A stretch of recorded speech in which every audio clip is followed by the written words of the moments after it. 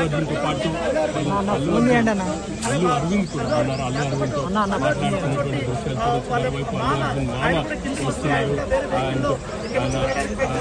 కాసేపట్లోనే Chikkadpally police స్టేషన్కి చేరుకోబోతున్నారు. చూడొచ్చు ఒకవైపు అల్లు అర్జున్ సత్తుమని, మరోవైపు అల్లు అర్జున్ కూతురు కూడా ఈ రోజు కూడా పోలీస్ రోజు అల్లు అర్జున్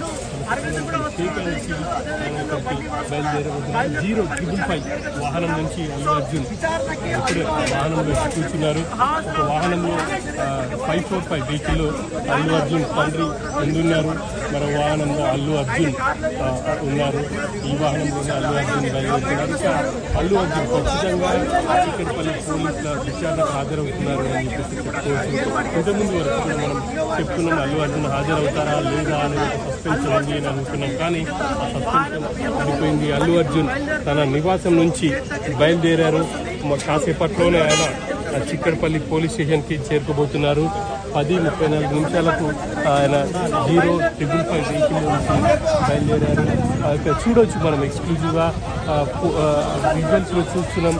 ఆయన అల్లు అర్జున్తో పాటు బండివాసి కూర్చున్నారు. అల్లు అర్జున్ పక్కన అల్లు అరవింద్ కూర్చున్నారు. సో